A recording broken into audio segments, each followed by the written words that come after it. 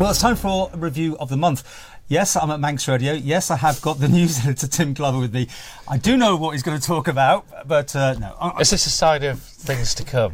Let us just make it new start. The new start. I want to make this quite clear. I've been trying to get you since you took the job, back in October. So it's just scheduling was the reason. It's nothing more than that. You have a choice of what you want to talk about over the month. You have picked 3 subjects. And one of them is Manx Radio. Do you want to do that one to get it? Should we get that one out of the way? Yeah, let's get it out of the way. Let's clear the elephant in the room. I don't know what you're going to say yet. No, I was just going to say, obviously, from a Manx Radio point of view and the news staff, I've had to deal with a lot of issues because people have been nervous about their job security. We've had people leave, and you can understand all of that. And it is, as we've now know, the 13th report into Manx Radio. And I just hope... and I would say this, wouldn't I, that we can move forward now and have a set footing and just move on. I get the funding aspect of it all. It'd be great if we got some money, wouldn't it, from the BBC to help fund Manx Radio.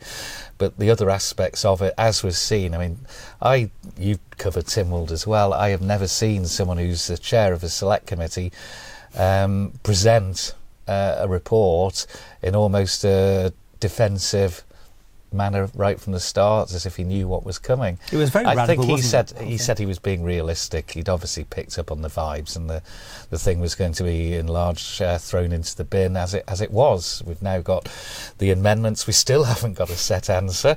We'll find that out at next month's Tynwald, when Tim Baker's amendment goes to a combined vote of Tynwald because of a disagreement between the branches, although more in favour than not. So I just hope we can put this all to bed. We're not wedded to this building either. That's the other myth about the whole thing. So do you think it has not just the staff, but just the feel for the station, that all this constant criticism slash... There are a lot of factors that weren't taken into account in the report. They hadn't spoken to advertisers, for example.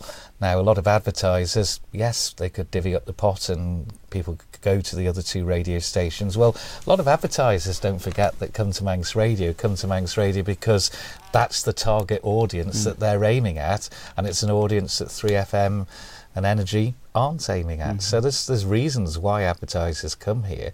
There wasn't really an industry expert here, and public opinion hadn't been taken into account. So those were all lacking in the report. And yes, the arguments have been made, as we know, about state control almost coming in through the front door, never mind the back door. This is the interesting bit. I mean, you're the news editor, and there's always this assumption that you're pro-government or whatever, maybe, and state media and all these sort of things are said. I've used myself. Listen, let's bury that myth. Yeah. If the public are thinking that, and the powers that be are thinking totally the opposite, somewhere halfway in between lies the truth. Are you enjoying the position anyway? I am. It's taken a while. Sport forever. Well, 20 odd years, nearly 21, doing sport. Believe it or not.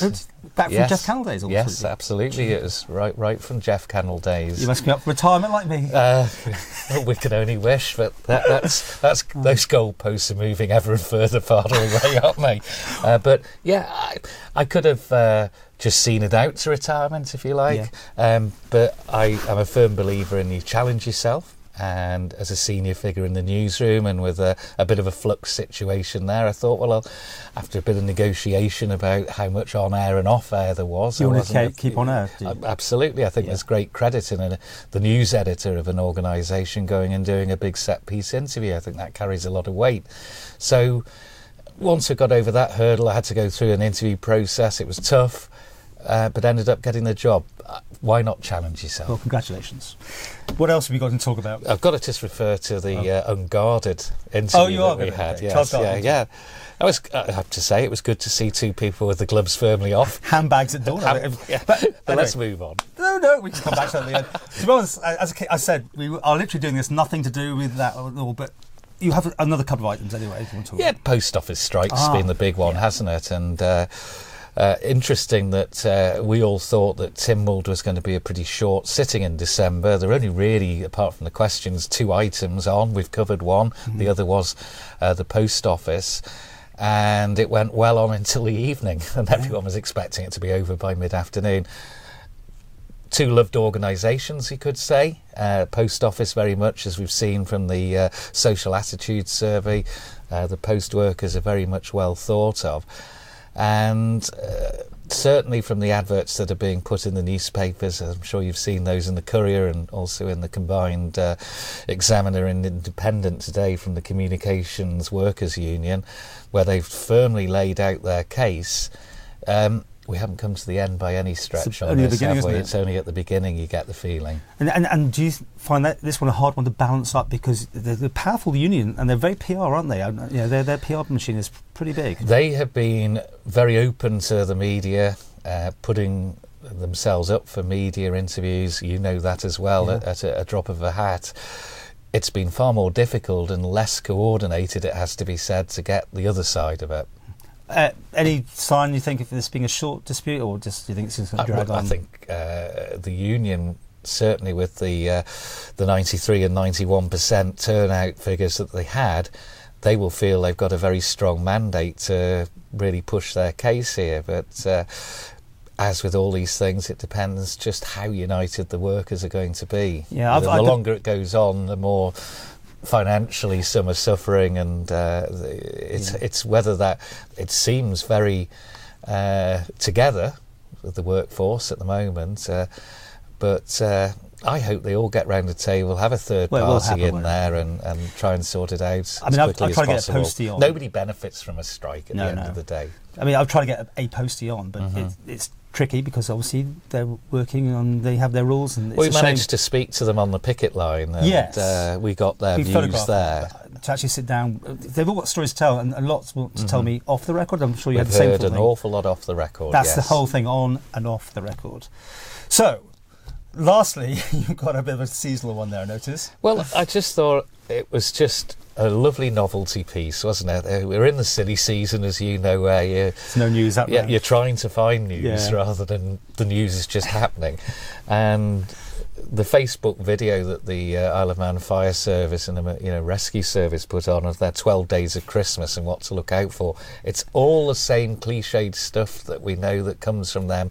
And they send out usually a very dry press release. You have a very dry interview about being careful over Christmas. That was a bit of fun, and it put a message across in a very fun way. We've had a few fires, haven't we? I'm not so sure. I'll have to speak to Kevin Groom, the Chief Fire Officer, whether it's worked, because I don't know if that picture of the turkey with the roast potatoes, very black, somebody had put on, I see in the comments, that it needed another 5 minutes in their opinion. Didn't look very appetising, did it? So we have had a couple of incidences of house fires over Christmas. I don't think that's anything unusual, is it? No. That's one of the standard staples. Don't go out with your turkey on those, basically. Yeah, don't forget the turkey in the oven. But here's an interesting thing just coming out of this, is how social media, like the fire brigade there, go straight to social media. They make a nice video themselves. They can bypass traditional media, and I have that myself.